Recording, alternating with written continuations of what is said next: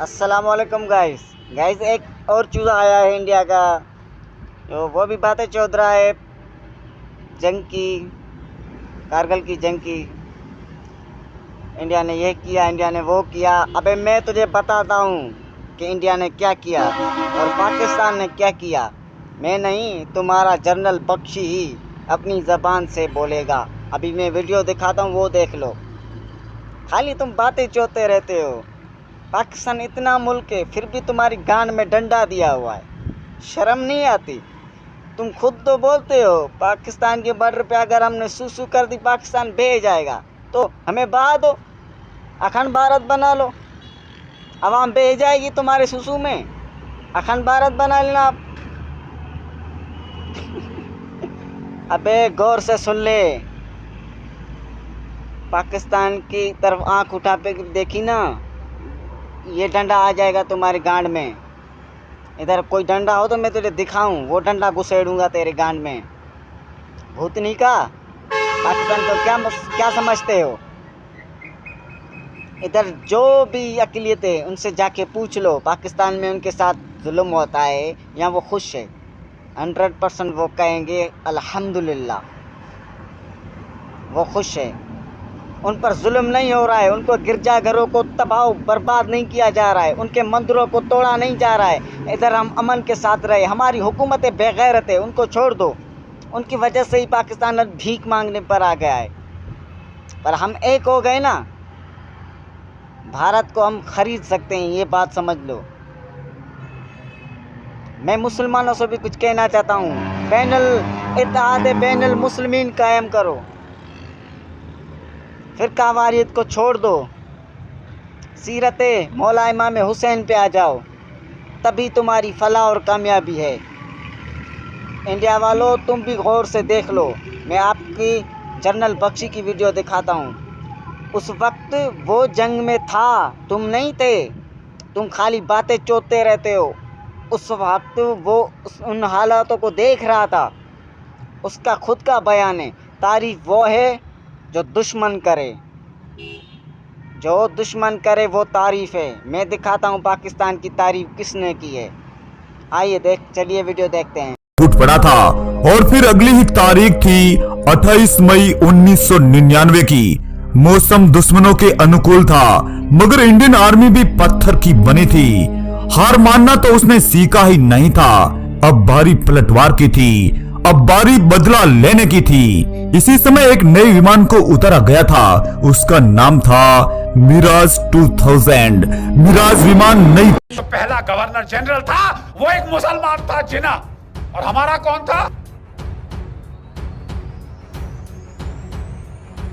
बकवास डरपोक कौम, जिसमें लड़ने की क्षमता नहीं और बड़ी बड़ी बातें करते हो, उसके बाद फलसफा और फिलॉसफी झाड़ते हो।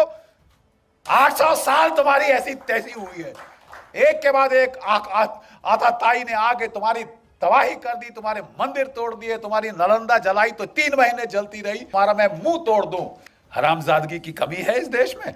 और वो सब तो छोड़ो, सोने की चिड़िया सारा सोना उठा के सेंट्रल एशिया पहुंचा दिया।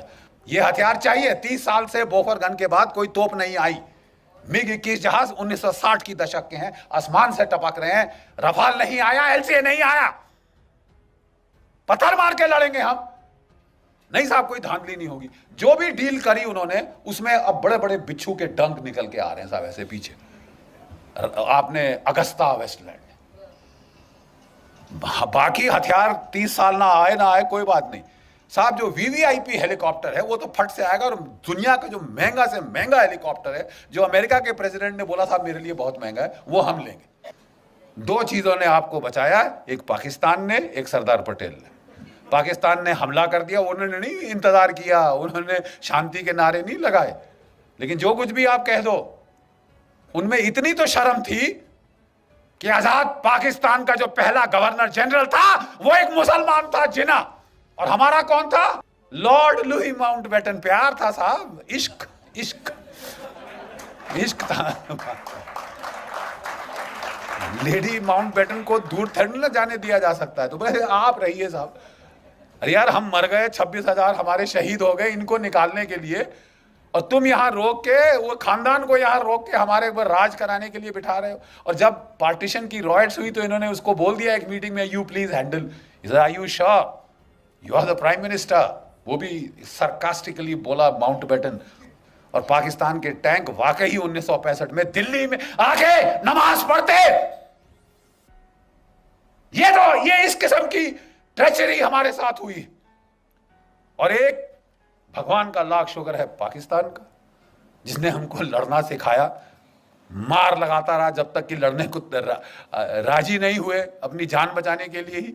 और दूसरा एक चीन की पीपल्स लिबरेशन आर्मी, 1962 में उन्होंने ऐसी करारी लात मारी कि ये नेहरू परिवार का जो उस वक्त हाल था, कभी अमेरिका को अपनी ट्रूप्स भेजो, अपने जहाज भेजो, बोल गए आपकी एयरफोर्स कहाँ है, आपने लगाई?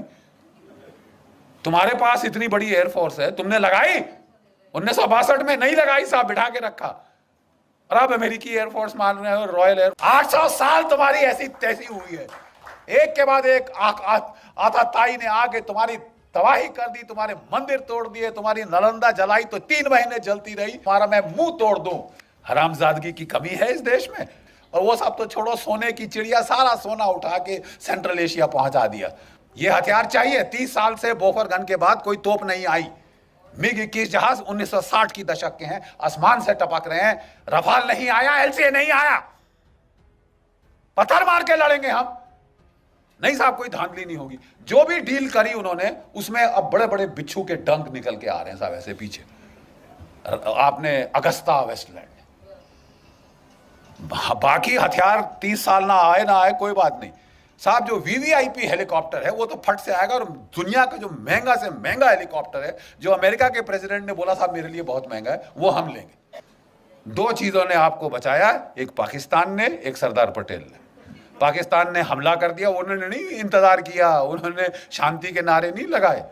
लेकिन जो कुछ भी आप कह दो, उनमें इतनी तो शर्म थी कि आजाद पाकिस्तान का जो पहला गवर्नर जनरल था वो एक मुसलमान था, जिना। और हमारा कौन था? Lord Louis Mountbatten. प्यार था साहब, इश्क इश्क इश्क था। लेडी माउंटबेटन को दूर थोड़ी ना जाने दिया जा सकता है। तो बस आप रहिए साहब। अरे यार, हम मर गए, 26,000 हमारे शहीद हो गए इनको निकालने के लिए, और तुम यहाँ रोक के वो खानदान को यहाँ रोक के हमारे ऊपर राज कराने के लिए बिठा रहे हो। और जब पार्टीशन की रॉयट्स हुई तो इन्होंने उसको बोल दिया एक मीटिंग में, you please handle. Are you sure you are the prime minister? वो भी सरकास्टिकली बोला माउंटबेटन। और पाकिस्तान के टैंक वाकई 1965 में दिल्ली में आके नमाज पढ़ते। ये इस किस्म की ट्रेचरी हमारे साथ हुई। और एक भगवान का लाख शुक्र है पाकिस्तान का, जिसने हमको लड़ना सिखाया, मार लगाता रहा जब तक कि लड़ने को राजी नहीं हुए अपनी जान बचाने के लिए ही। और दूसरा एक चीन की पीपल्स लिबरेशन आर्मी, 1962 में उन्होंने ऐसी करारी लात मारी कि ये नेहरू परिवार का जो उस वक्त हाल था, कभी अमेरिका को अपनी ट्रूप्स भेजो, अपने जहाज भेजो, बोल गए आपकी एयरफोर्स कहाँ है, आपने लगाई? तुम्हारे पास इतनी बड़ी एयरफोर्स है, तुमने लगाई? 1962 में नहीं लगाई साहब, बिठा के रखा। और अब अमेरिकी एयरफोर्स मान रहे हो, रॉयल एयरफोर्स मान रहे हो। मतलब it was Tamasha. Thank God.